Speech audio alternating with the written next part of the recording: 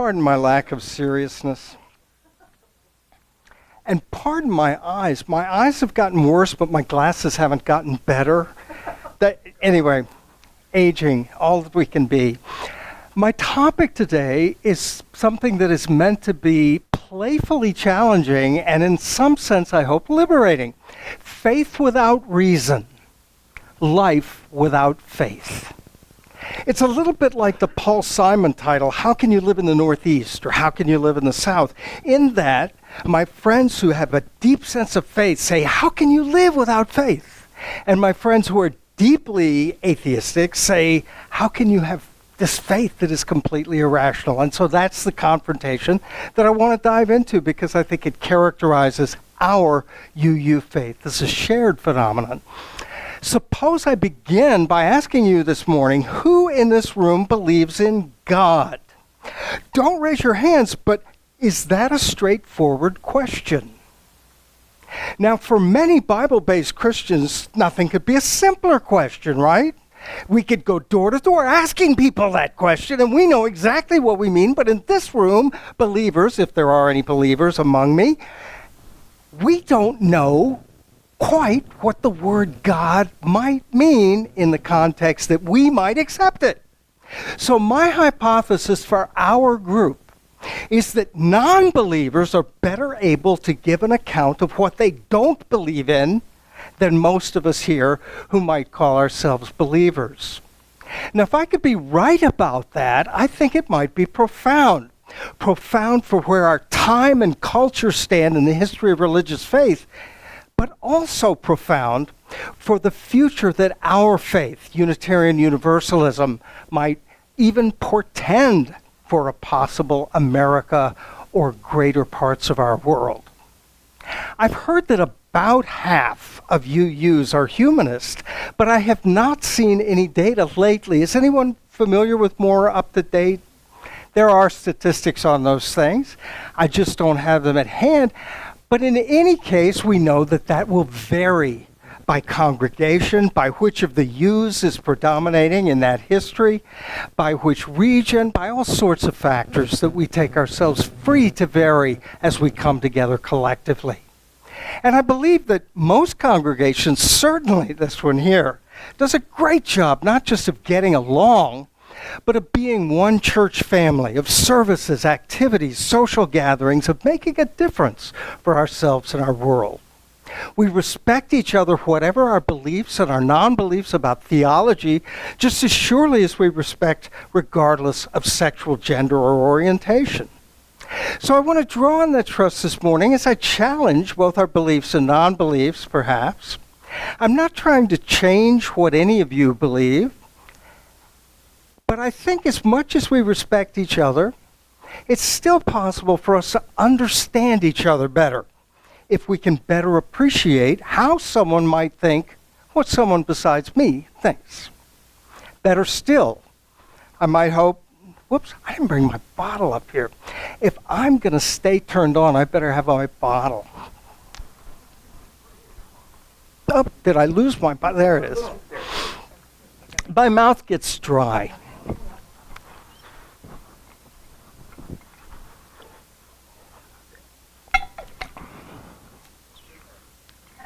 Pardon? What's in there? Holy water. Yeah. That's what happens when I bring it to the pulpit. It becomes sanctified by the Holy Spirit. And if you don't believe in the Holy Spirit, get in a pulpit sometime when you've got a good UU audience. There's something going on. So better still, I want to suggest that each of us here might see our own beliefs in a little different light by looking at it from a perspective of others so that we can better question ourselves and even shine a little brighter in the living UU faith that we share. I think UU believers will not take offense when I say that there is no rational basis to believe in any religious system. So it makes sense for non-believers to ask why a reasonable person would hold irrational beliefs. What do we mean by God?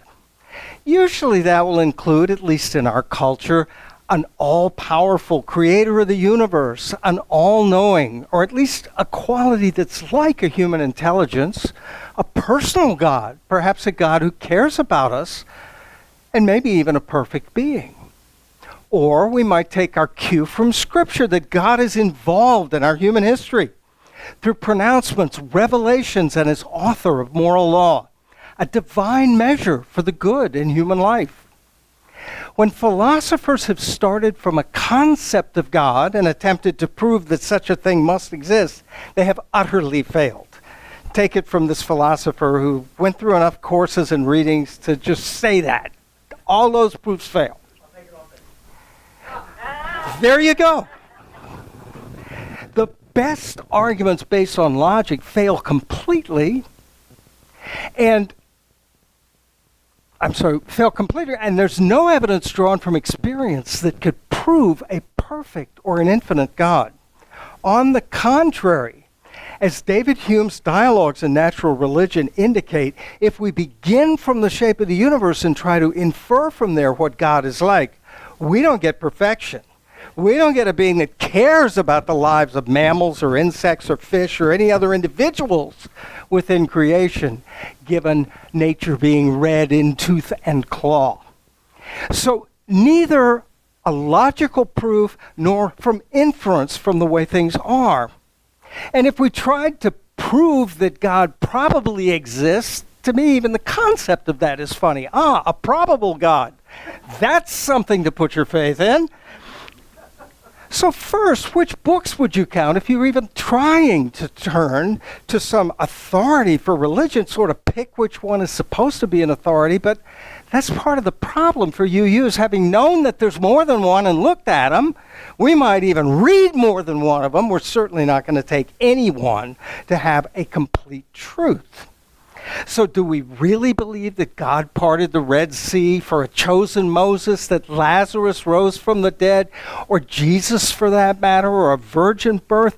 Perhaps such things aren't logically impossible, but if you didn't already believe them, why on earth would you choose to believe that?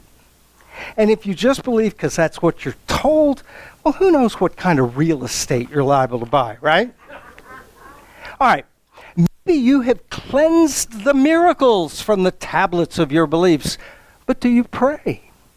If so, every prayer, is it not a request for a miracle? Dear Lord, please make an exception to the laws of nature you created so that, and then you fill in what your personal wish is.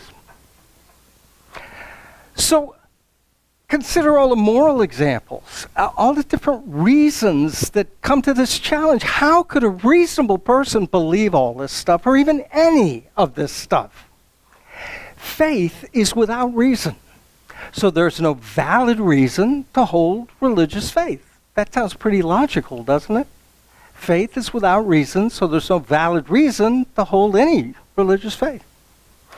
Add to that the oft dubious moral testament replete with Canaanite genocide, slaughter of women, children, and animals, and today's particularly prevalent gender hatreds.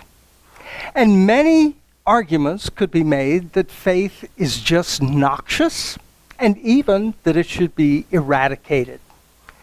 That is the liberal position that the people making videos like we saw this morning fear are the elite culture that's dominating not the politics of our society, but an intellectual climate many find hostile.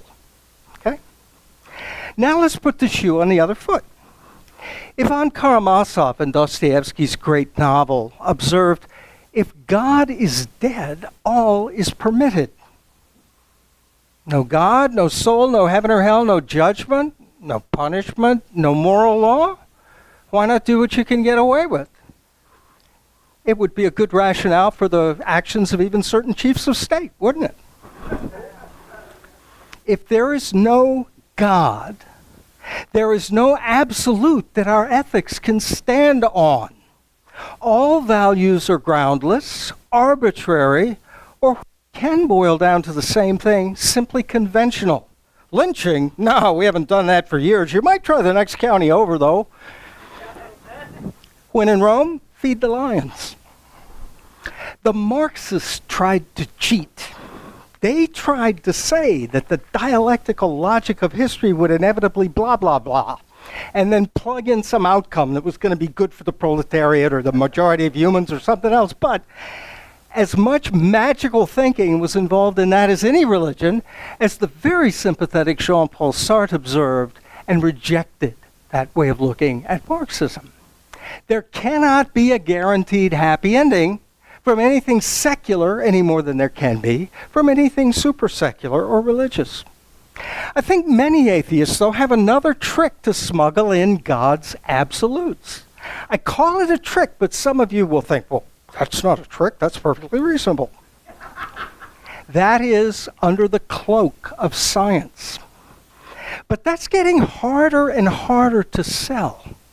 Consider, not too long ago, we thought we were on the verge of a theory of everything. We thought, aha, the Higgs boson. Now we understand the stuff our cosmos is made of throughout, and most important of its laws. Under that lamp of learning, I could read my science book securely seated in an easy chair, bombarded by energy, and serenely relaxed in the arms of an unchanging set of formulae given over to human measure. I could be by all the chaos of the universe engulfed and think, we know what's going on, if I believed in that grand theory of everything. But science is neither grand in that sense, nor embracing everything in that sense. Because today's science, especially focused on the puzzles of those quantum things we don't have even mathematics for sometimes, it tells us that we have to give up some of our most cherished and most fundamental assumptions about reality. In particular, it says we got to choose between two things that are absolutely fundamental to our understanding of the world. The problem is I couldn't find my notes or the source that I got that from, so I can't tell you which two they are. One of them is like the action at a distance. Can things happen instantaneously when they're not connected by anything that would be linked within the speed of light? But there's another thing you could give up instead that's even weirder if you give it up. The point is, that's hard science today, is your world is nothing like you've assumed it is at foundation. And that's the lesson of science. The reason for that being that it's the job of science to do exactly that. Today's hard science is not just those results. The real job of science is to multiply the questions even when answers to old questions are being discovered. Science is intrinsically dynamic, which means unsettling. And great science, greatly unsettling. So, we are dwarfed in cosmic dimensions, unfathomable, inhuman, extinguished in endless time. Because of each of us momentarily will be no more. That was not me. I can't really. Did I say that? I am saying that. We are extinguished in endless time. How long until no one lives who remembers me? No matter. All human existence is but the blink of an eye. That may be true, it may even probably be true, but if that's the world that we live in, doesn't it make sense for the believer to ask how you can endure such a senseless existence? In a cosmos devoid of any enduring meaning, what can my life amount to? Dan Dennett, who is a really great author, one of the atheists who had some important things to say in the early 21st century, and a really good proponent of a worldview I vehemently disagree with, titled his last major book before his death, From Bacteria to Bach and Back Again. Bacteria to Bach, I'm good with that. But think about the second half and back again, right? From Bach to bacteria. That's human life. That's the meaning of life. You get from Bach to bacteria, but it's back again too. And so, among other really good philosophers of science and people who are focused on viewing things in a way that people devoid of faith will often be drawn to, the real elemental driving force in all our lives in history is selfish genes. It's not people, it's not cultures, it's the genes doing their thing at a level way beneath anything we have any influence over. And we then become the froth on the waves of that ocean. Well, what then of this great life? Enter, rejoice, and something. So believers and non-believers, have I roughed you up a little bit? The religious beliefs that inspire you to believe to a better life, believer, have no rational basis. But non-believer, faithful to your evolved reason, what your reason reveals is itself no basis for any human significance. It turns out that both believer and non-believer have to face the same truth, the same uncertainty, that at the heart of our familiar human assurances lies the abyss, as an existentialist might put it. Faced with that abyss, what can we do? For all we know, I would even say more than that. It's not just for all we know. We know that there is not something that would constitute a right option in any objective sense of that word. There isn't an answer book to this test.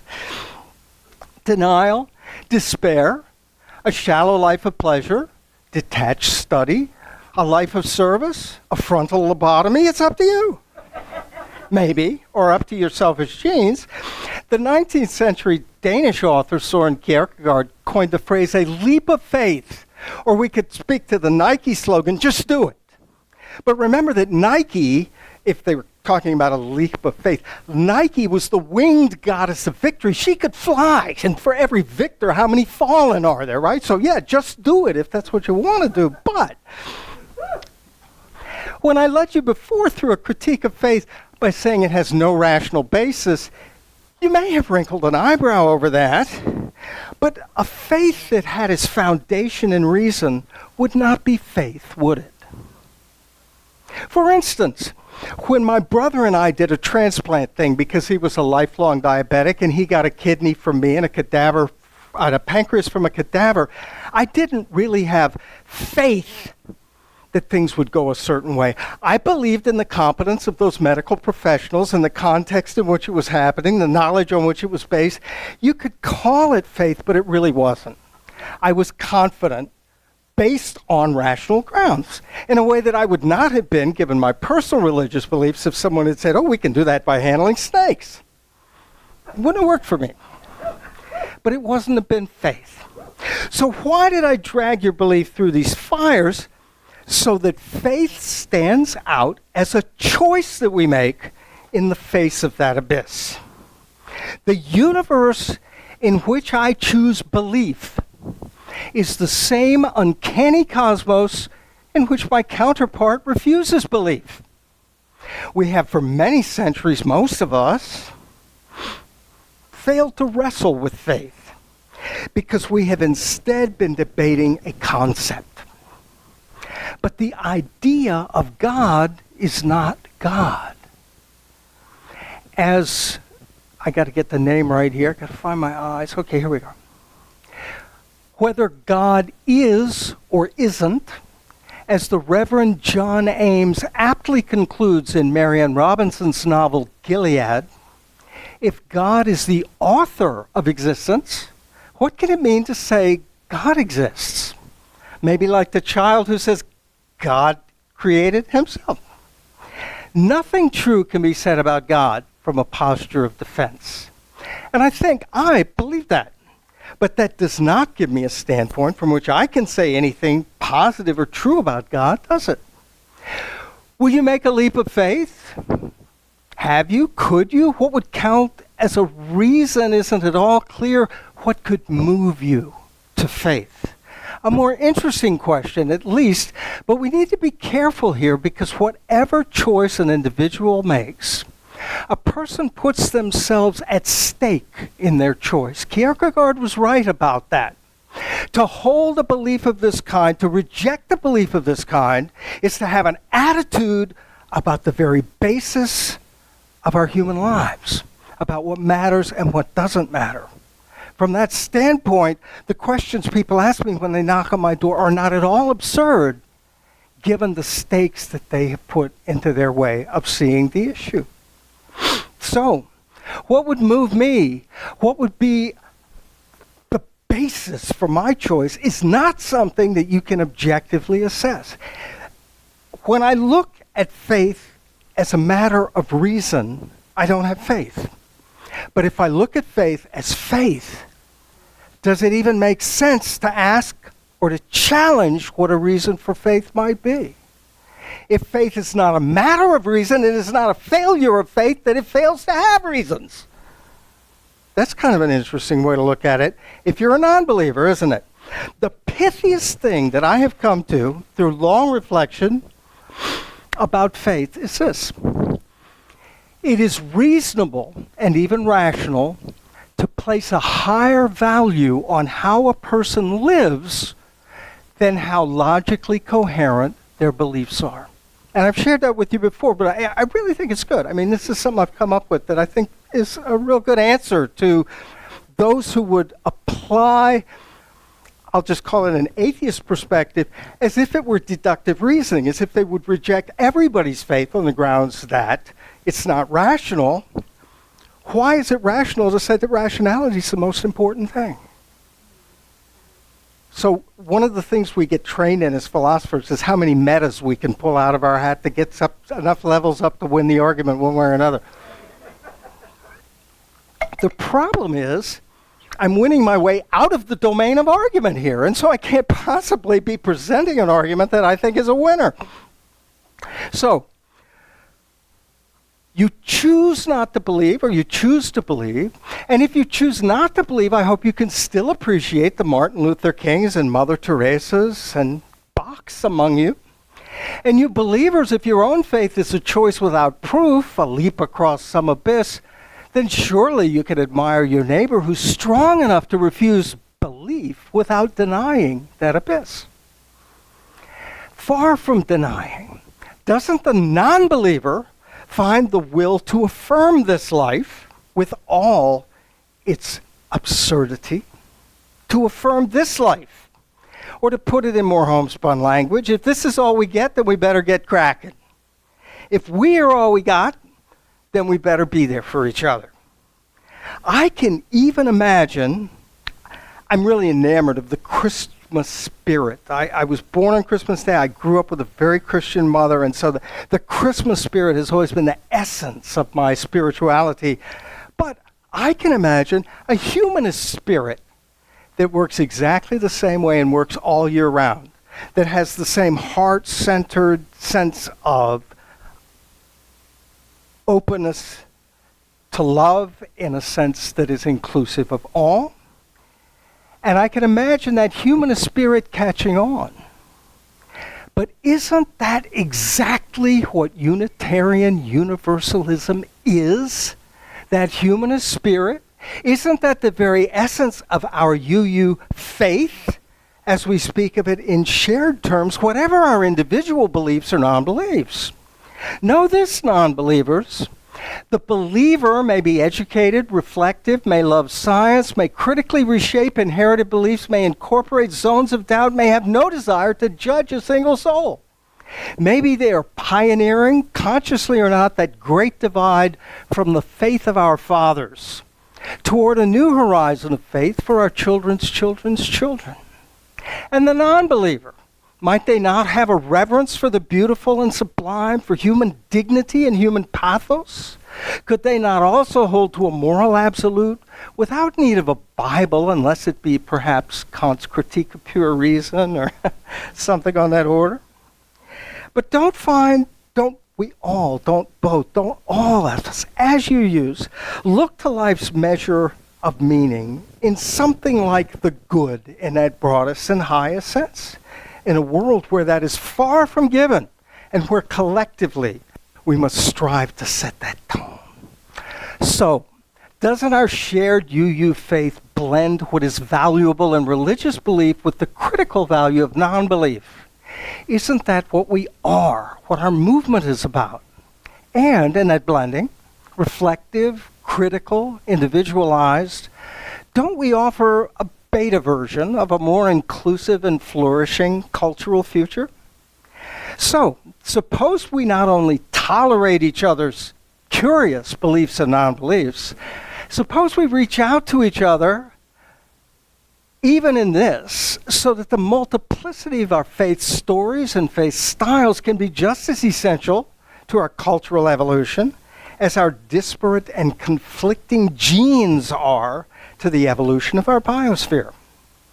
I believe, ultimately, that we must come to the question of faith from a new direction.